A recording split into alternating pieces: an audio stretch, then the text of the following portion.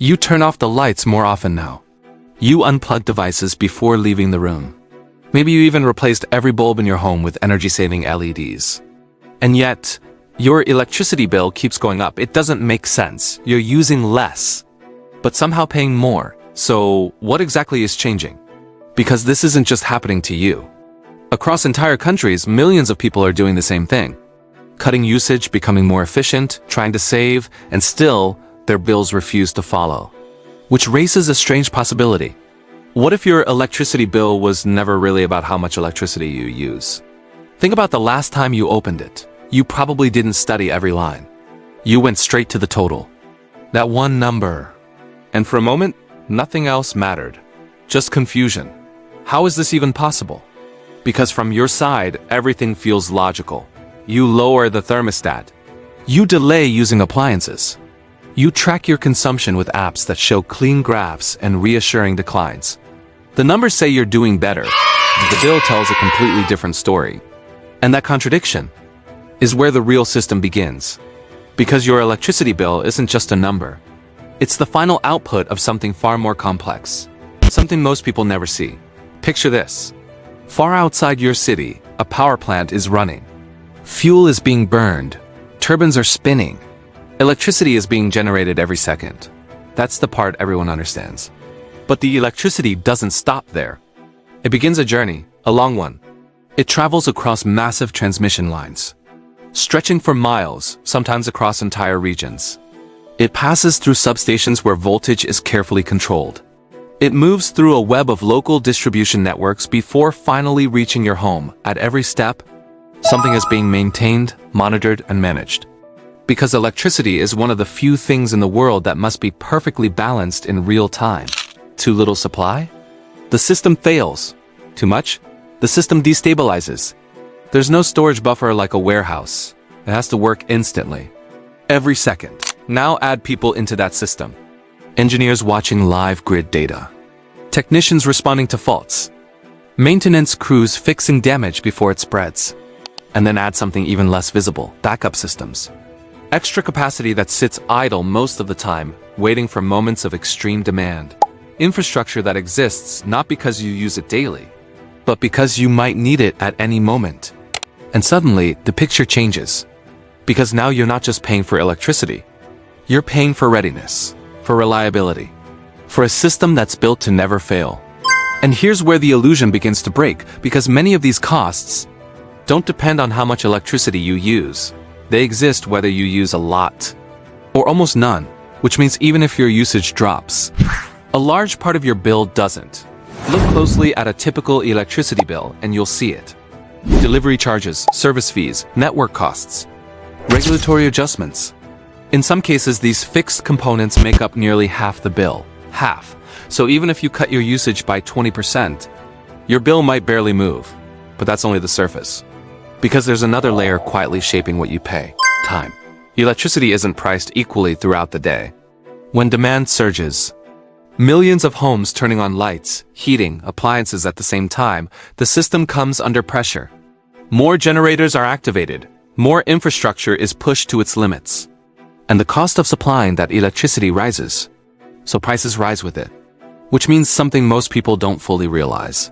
Using electricity at the wrong time can cost more than using more electricity at the right time. But even this doesn't explain the full picture. Because there's a deeper, more counterintuitive mechanism at play. What happens when everyone starts using less electricity? Logically, you'd expect prices to fall. Lower demand. Lower cost. Lower bills. But in reality, the opposite can happen. Imagine an entire country becoming more energy efficient. Millions of households reduce consumption. Appliances improve. Awareness grows. Total electricity usage drops. Sounds like progress. But now think from the perspective of the system.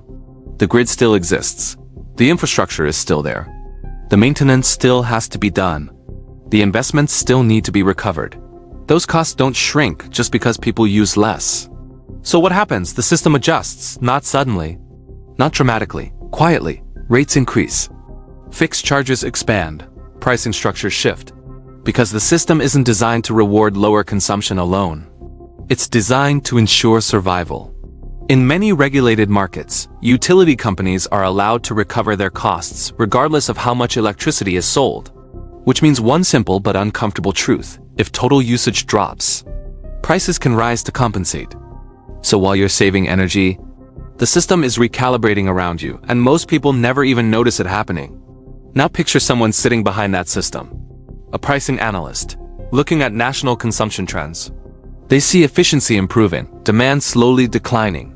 But they also see something else: aging infrastructure, rising maintenance costs, massive new investments. Because the grid isn't staying the same, it's evolving. And that evolution is expensive, especially now. Because around the world, energy systems are undergoing one of the biggest transformations in history: the shift to renewable energy. Solar panels, wind farms, cleaner, greener sources of power. At first glance, this feels like it should make electricity cheaper. After all, sunlight is free, wind is free, so why aren't bills falling? Because generating electricity is only half the story. The real challenge is controlling it. Unlike traditional power plants, renewable energy doesn't follow demand.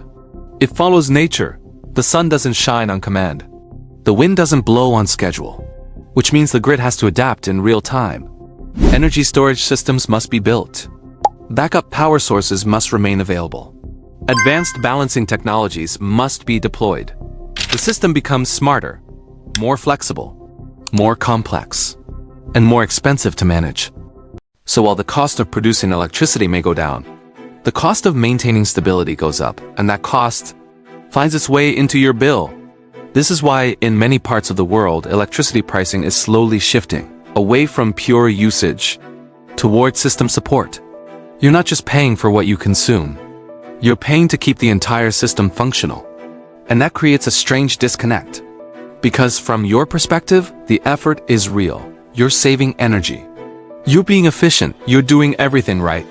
But the reward feels unclear. The connection between your behavior and your bill weakens, and the system starts to feel distant, almost invisible, until you really look at it, and once you do, you realize something important. Your electricity bill isn't broken. It's doing exactly what it was designed to do. It reflects a system built for reliability above all else. A system that prioritizes stability over simplicity. A system that ensures that no matter what happens, storms, failures, surges, when you flip a switch, the light turns on every time. And maybe that's the real trade-off. You're not just paying for electricity anymore. You're paying for certainty, for resilience, for a network that never sleeps. But that raises a bigger question. In a world where efficiency is encouraged, shouldn't it be rewarded more clearly?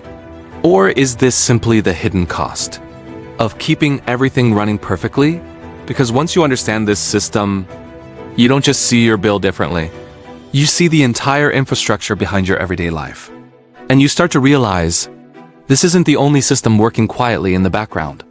In the next documentary, we uncover another invisible system shaping your daily decisions.